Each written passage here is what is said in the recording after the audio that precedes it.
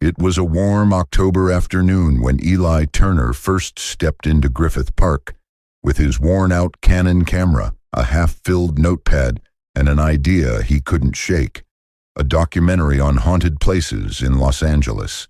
That was the plan: cheap to make atmospheric and, if done right, viral. Griffith Park was his first subject. He didn't believe in ghosts. Not really. But he knew a good story when he saw one, and the park was dripping with them. He started near the old carousel, its rusting frame locked behind a chain-link fence. The same carousel once filled with laughing children in the 1930s now stood hollow, silent. He pressed record.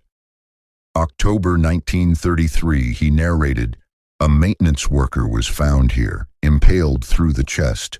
No suspects, no explanation. Some say you can still hear the carousel music at night." Eli paused and listened. Nothing but wind and distant city noise. "That'd be great if it actually happened," he muttered. He moved deeper into the park. By sunset, he reached the old zoo ruins. Moss-covered cages, barred cells, and cracked cement made the place feel more prison than animal sanctuary.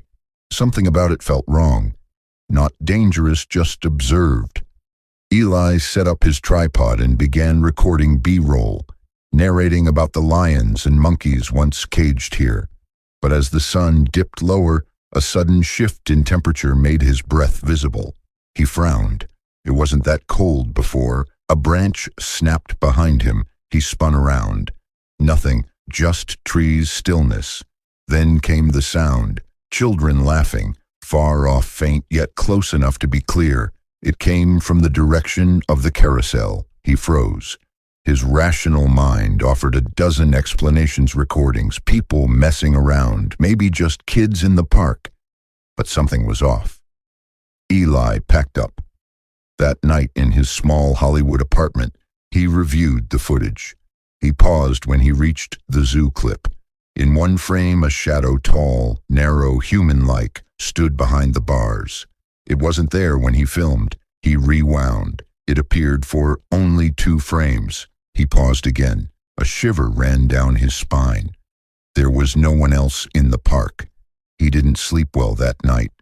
He returned to Griffith Park, this time during the day, to check the old picnic grounds near the Ferndale Trail. This was where the famous curse of Dona Petronilla was said to begin. The Spanish heiress who cursed the land after her family's ranch was stolen in the 1800s. Horses died, buildings burned, people vanished. He wasn't here for myths, but myths had a way of revealing patterns. Eli sat on a bench and interviewed an older man, Joseph, who had worked in park maintenance since the 70s. Joseph lit a cigarette. Like someone walking behind you for miles, but when you turn, nothing. Like hearing your own name, whispered by a voice you don't recognize. And smells, flowers, smoke, iron, none of them coming from anywhere. Eli was silent. "I used to laugh at the curse," Joseph said, "until I saw a man walk straight into the trees and disappear. No sound, no rustle, just gone." That night, Eli dreamed of the carousel. Only this time, it was working, lights spinning, music playing, but the horses were wrong, twisted, melting, and on each one sat a shadow, no face, just hollowness, watching him. He woke up gasping. His walls were sweating. The air smelled like burnt copper. The following morning, Eli drove back to Griffith Park with more gear: tripod, night vision, backup batteries. Something in him had shifted. It wasn't just a documentary now, it felt personal. He needed to understand why the footage had that shadow, why he was dreaming of things he hadn't seen. His plan was clear: spend the night in the park, record everything, prove it was just stories, or prove it wasn't. He entered through the Crystal Springs Drive entrance around 6 p.m. and walked to the old zoo again, choosing a vantage point above the cages. From there, he set up camp. The trees swayed gently in the wind. Sunset turned the sky crimson. Griffith Observatory's dome shimmered in the distance. He started recording. The park was silent, unnaturally silent. Eli checked his equipment. The thermal cam was on. The audio was picking up only ambient noise, and then the carousel music began to play. Distant, soft, unreal. He jumped, looked around, no one. The nearest power source for the carousel was disconnected decades ago. Still, the melody floated on the breeze, nostalgic and wrong. He stood camera in hand, following the sound. It led him not to the carousel, but to Amir's garden, a quiet, secluded spot high in the hills, named after a man who once planted and tended it with his own hands. But tonight it was not empty. A figure stood beneath an archway of overgrown vines. A woman in a red dress, motionless. "Hey," Eli called. "You okay?" She didn't respond. He stepped closer, closer still. When he reached within 5 feet, she vanished completely, as though someone had erased her from existence. No sound, no motion. Eli stumbled back, heart racing. His camera was still recording. He looked into the viewfinder. She was still there, his eyes empty space, the lens woman in red. He turned the camera away. Nothing turned it back. She stared into the lens, unblinking. He dropped the camera and ran. Back at his apartment, Eli tried to make sense of what he captured. The footage showed more than he remembered. Whispers, murmurs, frames of old photographs he hadn't filmed. Children's faces, the woman's face a blur of agony.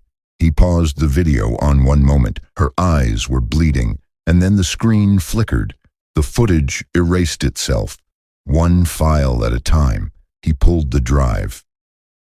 Too late. Gone, determined to understand the root of the curse, Eli began researching Donna Petronilla's history. The curse wasn't just a myth. It was tied to land disputes, betrayal, and death. The original land had been stolen from her family by settlers using forged documents. The land where Griffith Park now sat was soaked in blood and betrayal. He read about a diary rumored to be hidden inside the old train tunnel near Traveltown, a long abandoned access route that had been sealed for decades. He went looking for it. The entrance to the tunnel was hidden beneath brush and thyme, a collapsed section barely wide enough to crawl through. Eli pushed inside, scraping past stone and steel. Darkness enveloped him. He clicked on his flashlight. The walls were damp. Cold air slid across his skin. He moved deeper, and then he heard it. A woman crying, soft, choked, coming from deeper in. He froze. "Hello," he called. The crying stopped. He turned. Behind him, nothing. When he turned forward again, she was inches from his face. The woman in red, mouth open, screaming soundlessly, her eyes black pits pouring red tears. He screamed, crawled backward out of the tunnel, heart pounding. Outside, daylight had faded. Hours had passed. He had only been inside for minutes. Or so he thought. That night, Eli tried to sleep. He couldn't. Every time he closed his eyes, he heard crying or carousel music, or voices whispering in Spanish, pleading, cursing, warning. He woke up with mud on his shoes and tree bark under his nails. He hadn't left the bed, or had he? Eli hadn't left his apartment in 2 days. The blinds stayed shut, lights off, camera gear untouched. But Griffith Park hadn't left him either. Every mirror reflected more than his face. In reflections, he saw trees behind him, the woman in red standing at the corner, a carousel horse. Even when the mirror was removed, he scribbled frantic notes across the walls, words that meant nothing on their own until they formed a map. It looked like the park, but different. There were paths not found on Google Maps, landmarks that hadn't existed in decades. A dead trail near the abandoned bird sanctuary, a well marked simply as sangre, Spanish for blood. He didn't remember drawing it, but he had to follow it. By now he looked different, pale, sleepless, unshaved. A man haunted more by thoughts than by ghosts. He followed the hidden trail from his map. It wasn't marked. No signs, no footprints. Just dense overgrowth and the feeling of being watched. It led to a crumbling stone well buried beneath ivy, as if the park had tried to forget it. Eli stood before it, heart pounding. He shined his flashlight into the pit.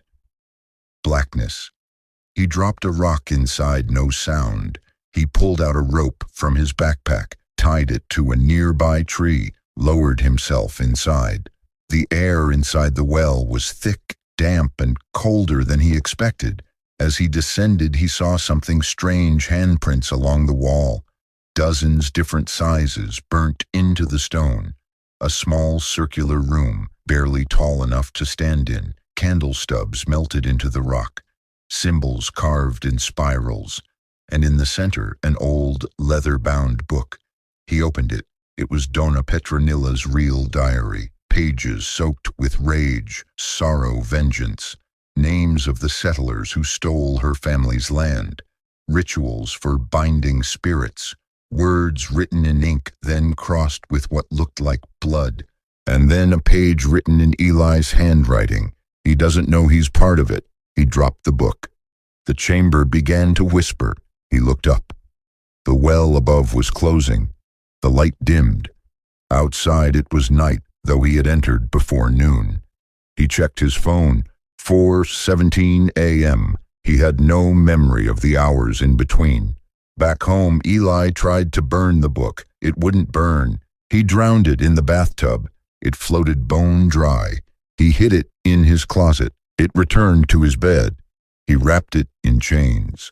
Still, every morning it lay open on his pillow, always on the same page. Eli began recording himself while he slept. 6 hours of footage. 5 hours and 57 minutes showed him tossing and turning. The final 3 minutes? He sat up, eyes closed, mouth moving, whispering in Spanish. He watched the footage, horrified. In the video, he stood, walked to the wall, and drew something in chalk. He turned to the camera and whispered, "They took her land. Now she takes their sons." The screen went black. Eli looked at the wall. The chalk was real. It was exactly as he'd first seen it, rusted, dead, overgrown. Except tonight, one horse moved just slightly. He approached. Hand trembling, he touched the mane instantly. He was no longer in 2025. Around him, the park was alive. Bright 1930s-era music playing. Couples walking in elegant clothes, children laughing. He stood in the past. He looked down. He was dressed differently. A voice behind him. "You're late, Senor Turner." He turned. The woman in red, alive, real. She smiled, sad and strange. "You brought the curse with you." "I didn't mean to," he whispered. "You were always meant to. The curse needs a vessel, a voice, a memory." She touched his chest, and everything went dark. He awoke in his bed. But it wasn't his apartment. It was 1934. His ID read Elias Turner. His film reels were labeled Griffith Test Day 1. A man's voice. "Mr. Turner, the carousel shoot is ready. We need your narration." He dropped the phone. The woman in red stood at his window. Eli, now Elias Turner, walked through the park like a ghost among the living. The world around him felt too vivid, too perfect, too staged. He wasn't dreaming. He was reliving something. Each face he passed familiar, every path he walked déjà vu, and in every shadow the woman in red watched. She never blinked. She never aged. She never left. A producer handed him a script, a historical narration on the park's legacy. But the script kept changing. Every time he blinked, new pages appeared, darker, more personal. Then he saw it, his own words, the diary, the whispers, the well, the final page, record, and set her free. Eli sat before a microphone. His voice trembled. In Griffith Park's soil lie the memories of blood, betrayal, and the curse of Donna Petronilla. The room darkened with every sentence. Candlelight flickered, shadows twisted, his voice deepened, not his own anymore. She was silenced. Now she speaks through me. Glass shattered, the power cut, and the woman in red stepped into the recording booth. She whispered, "Now you'll never stop remembering." A podcast appears online. The Griffith Tapes, Episode 1, A Voice from 1934, viral overnight. Listeners report hallucinations, dreams of being buried, a woman's whisper during playback, then disappearances. A hiker goes missing in Griffith Park. A filmmaker named Eli Vanish never returns from a shoot. Police find a vintage reel recorder in the grass near the carousel. Still running. Inside it, only this message.